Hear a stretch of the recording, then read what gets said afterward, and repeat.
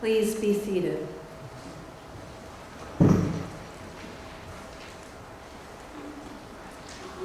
That gospel is not an easy one for me to hear. The second part, where this metaphor is used, that just seems so tone deaf to me. In this country where slavery was in effect for centuries, and where we still feel repercussions from that. This line, "we are only worthless slaves," offends me. I don't like hearing it. So I want to just, first of all, point out that the context in the Bible is very different from what's happened in this country with slavery. That it was a thing where it was a job. Sometimes slave wasn't a lifetime thing. Still, it wasn't okay, as it isn't okay the forms that slavery still takes in this country and around the world.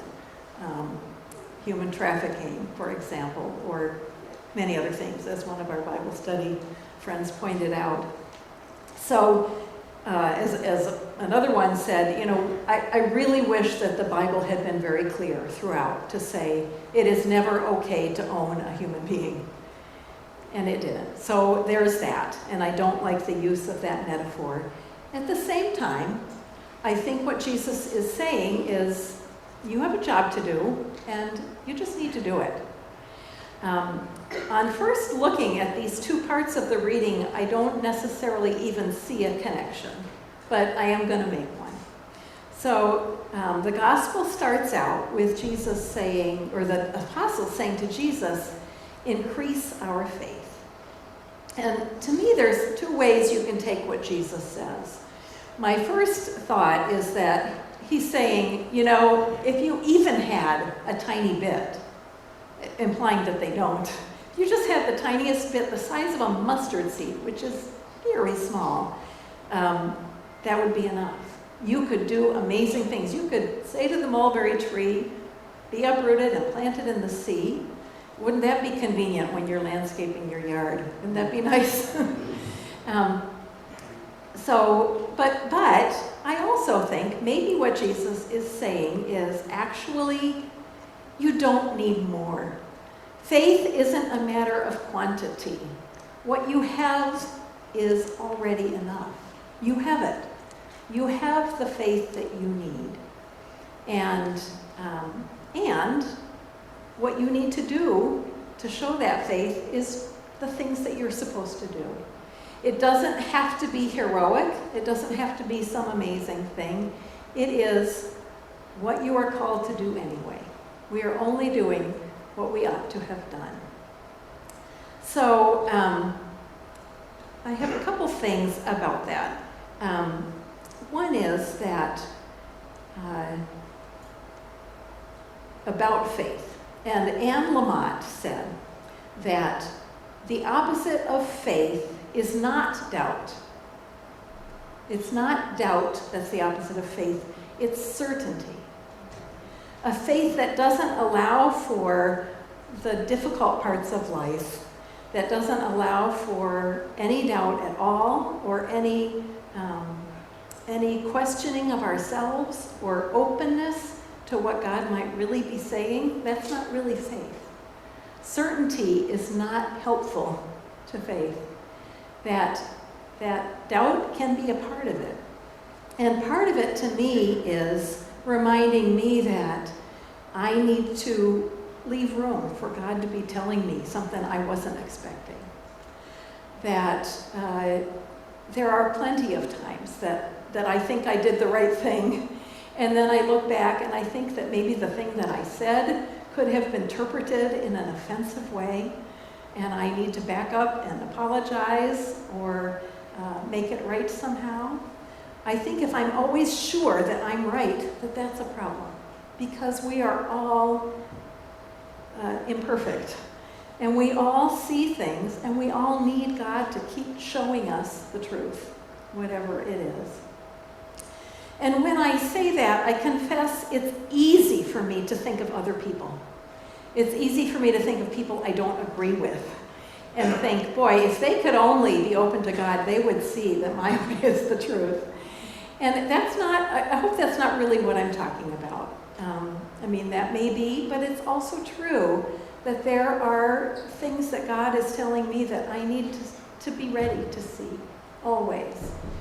So my example, and this maybe is a little bit more extreme than some of the simple examples we have, but I want to talk a little bit about my calling to the priesthood. I was a director of music at St. Clair's Episcopal Church for a long, long time.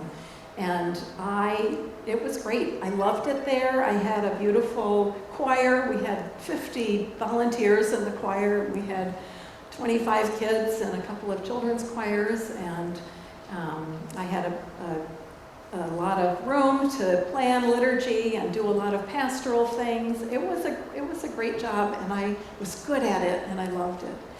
And I would get a nudge over the course of a long time that maybe God was calling me to ordained ministry. And I would say, you don't understand lay ministry. I have a ministry. I don't need to be ordained to do what God is calling me to do. And that worked for a long time. And at some point, I got kind of a kick in the pants, and I realized that in order to be faithful, I had to take that nudge seriously. I had to pay attention, and I kind of hoped the answer was going to be no. But I realized I needed to actually be open. It wasn't being faithful to ignore it anymore. I had to say, is this what I'm supposed to do? Well, you know the ending to the story, because here I am. But I kind of just barely cracked the door open, because I didn't really think I wanted to go there. And as soon as it opened, it just went poof, like that. And I would say to people kind of tentatively, I'm wondering if maybe I'm called to ordained ministry. And people would say, well, I wasn't expecting that, but I'm not the least bit surprised to hear you say that. Or some people would say, duh. It was an instant kind of affirmation, and even then, because the process is a certain way, you don't have to, I never had to say, all right, fine, I'll be a priest. I just had to say, I'll be open to that possibility. And you form a discernment committee, you get a lot of help. It's not up to the individual. So all along the way, I was getting help and guidance and getting a little more and more brave. And I would think, but I don't know how to be a priest, and then God would say, well, there is seminary, you'll get some help. And I would say, I cannot imagine getting up every Sunday and preaching. And God would say, I will help you. It's going to be okay. And that is the journey that I took. And it was only because I was able to realize that faithfulness called me to be open to something that wasn't in my head, that I didn't really think was what I needed to do. And I am grateful. I said, but I'm a musician. I can't imagine doing a job that doesn't use my musical gifts. Well, I can use my musical gifts still. So it is a thing that has indeed been a blessing to me and hopefully to others. But it took something.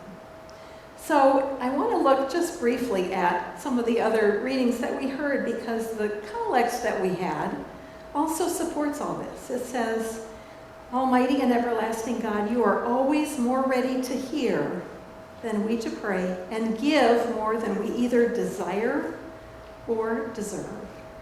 I didn't desire priesthood, but God gave it to me, and now I do. And he says, and giving us those good things for which we are not worthy to ask. There's that worth word again. And I confess that I am not very comfortable with that.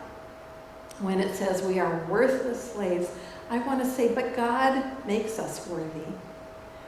God makes us worthy to stand before him. God loves each one of us, and we are each a child of God. Even people that I don't agree with, even people that I don't even necessarily respect, I realize I need to treat them with respect. that we respect the dignity of every human being that's in our baptismal covenant, and that means, yeah, I am worthy, everyone is. God is, the image of God resides in every human being. So there's that piece. When I think about that, it reminds me of a prayer in the prayer book. And at 8 o'clock church, we say this prayer once a month because we do Rite One. It's part of Rite One, and it's optional. Not everybody loves it. And I confess that there's a piece of it that makes me cringe a little, because it includes language about us not being worthy. But it turns it around and says that God's so merciful and so loving that, in fact, we are. That it is God who makes us worthy.